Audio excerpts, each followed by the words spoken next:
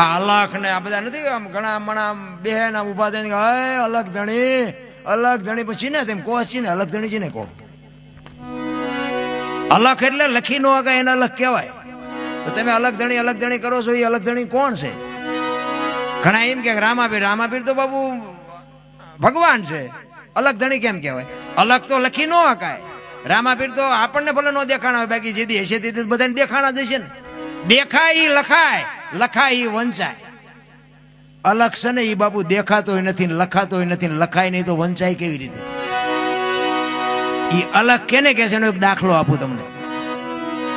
માણા કોક તેલનો ડબ્બો લઈને આવતો હોય ને એને તમે પૂછો કે ડબ્બાનો શું ભાવ, એટલે એમ કે 25 રૂપિયા કે ને. હવે તેલના 25 છે ડબ્બાના, એ તેલ કાઢી લો ડબ્બાનું શું આવે? નકરા 25 આવે ને. પણ એક વાત ઉપર ધ્યાન આપજો, તેલ કિંમતી છે પણ એને રાખવા માટે ડબ્બો જોવે, તેલ એમનામ રહે નહીં. તેલ કિંમતી છે, ડબ્બાની 25 રૂપિયા કિંમત છે, 2500 રૂપિયા તેલની કિંમત છે. પણ તેલ બાપુ એ 25 વાળો હોય ને તો જ આ 2500 ની કિંમત છે, નકર બાપુ તેલ રહે નહીં. અને સિંગ તેલ હોય, કપાસિયા તેલ હોય, પામોલીન તેલ હોય, એ તેલ ઉપર ન લખાય, ડબ્બા ઉપર લખવું પડે, એને અલગ કહેવાય.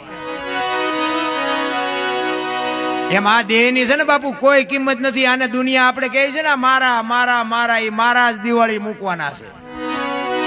આપણા છે એ જ આપણને દિવાળી મૂકવાના છે. આ દેહની કિંમત કાંઈ નથી. પણ બાપુ ભજન કરવા માટે દેહની જરૂર પડે. ભજન વગર દેહ ન થઈ શકે, દેહ વગર ભજન ન થઈ શકે. અલખ એને કે મારું નામ અનોપસી છે, પણ બાપુ અહીંયા આવીને આંગળી દેખાડીને મને બતાવો કે અનોપસી ક્યાં છે? હે અહીં છાતી છે, ગાલ છે, કપાળ છે, માથું છે, તો અનોપસી ક્યાં? જરૂર આની છે રામ. આ હું બોલું છું ને ઈ જ ઈશ્વર છે, જે સ્વર છે ને ઈ જ ઈશ્વર છે. આ હું બોલું એ તમારા કાન સુધી સંભળાય છે, દેખાય છે? ઈ દેખાતો નથી ને ઈ જ સાચું છે. ઈ દેખાવાનું ચાલુ થઈ જાય ને, મને જેથી દેખાય ને તેથી હું નહીં તમને દેખાઉં. આ વસ્તુ એવી છે બાબુ.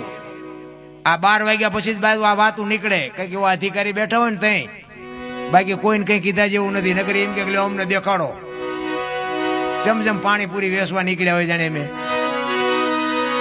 એમ નથી, મહેનત કરવી પડે. અમે ઘણી જગ્યાએ પ્રોગ્રામ જ આવીને તો કે આપણે રામાયણની વાત કરી, કીધું સાંભળેલું, બીજું કંઈક કહો.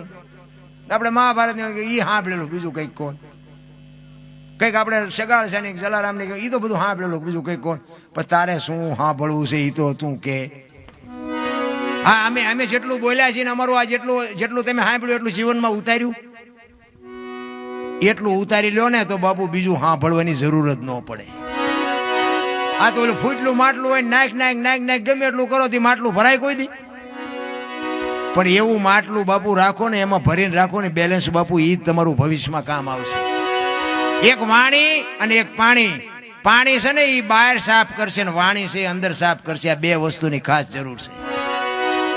ભલે એ પાણી તમારું પડ્યું હોય ને, એ ખાવામાં કામ આવે, રસોઈ બનાવવામાં કામ આવે, નાહવામાં કામ આવે. અને બીજેથી પાણી મળીને એ પાણી કદાચ ખરાબ થઈ ગયું છે ને તો ક્યાંક બાપુ હળગતું હશે ને તો અહીંયા સાંટશો ને તો અગ્નિ ઓલવવામાં કામ આવશે. ખરાબ પાણી હશે તોય કામમાં આવશે.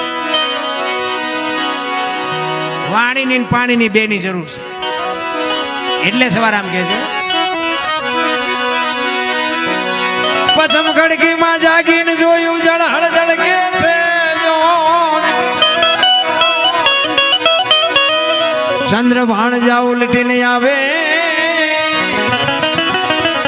તું તો ગગન મંડળમાં ચડી ગયો. ગગન મંડળ છે ને મહાપુરુષો આને કહે છે. આમાંથી જ ગોતવાનું. દેહની માલિકોની જ વાત છે, બહારની કઈ વાત છે જ નહીં. ગગન મંડળમાં ચડી. આ સાંડલા હું કામ કરે? વાહામ કરે તો ન હાલે? સાંડલા ગાલે કરે તો હાલે? ન હાલે. અહીંયા જ બાપુ ખજાનો છે. જો સદગુરુની કૃપા થાય ને અહીંની જો બાપુ વાત નક્કી થઈ જાય તો આ જીવનમાં ક્યાંય અંધારું છે જ નહીં. એટલે સવારામ કહે છે ગગન મંડળમાં ચડીને ગોત. આપણે ગમે ત્યાં જવું હોય ને તો બાપુ વિચાર આમાંથી જ આવે. જાલી જવું છે, ભજનમાં જવું છે, કારખાને જવું છે, વાડીએ જવું છે, જ્યાં બધું આમાંથી નક્કી થાય. કાંટો પગમાં વાગે ને ખબર આય પડે.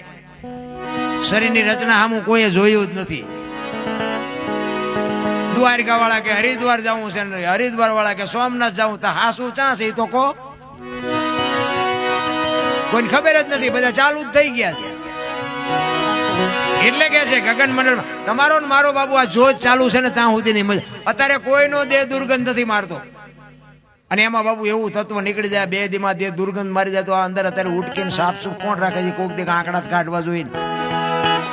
અત્યારે આપણો દેહ ચોખ્ખો રહેશે, આનું કારણ શું છે?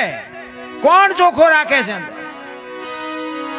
એક માણાને મરવું હોય ને આપઘાત કરવા જાય ને પાણીમાં ધૂપકો મારે, ગમે એટલી મહેનત કરે ને બાપુ તળિયે જ જાય, ઉપર રહે જ નહીં, અને જીવ નીકળી જાય ને પછી પાણી બાપુ બહાર કાઢી નાખે. વજન તો દેહનો એટલો ને એટલો હોય તો પાણી ઉપર કેમ કાઢી નાખતું છે?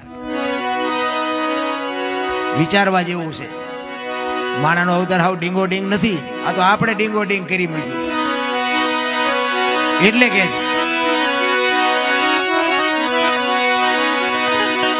પચમ ગડકીમાં જાગીને જોયું જળહળ ધડકે છે, ચંદ્રભાણ જા ઉલટીને આવે, તું તો ગગન મંડળમાં ચડી ગયો. એ યુવા ખાવન ખોળે ખેલો ખેલો રે,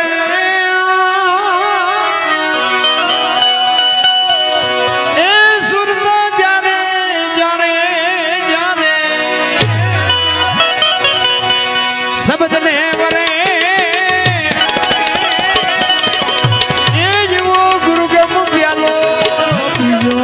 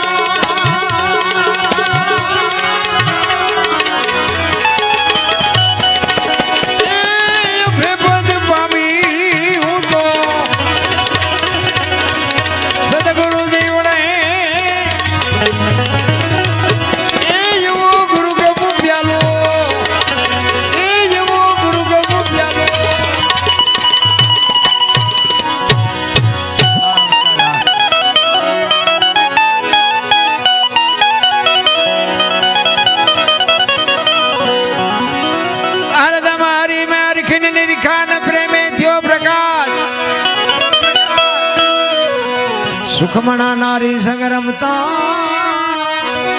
તેથી પૂરી કરી તી મારી આ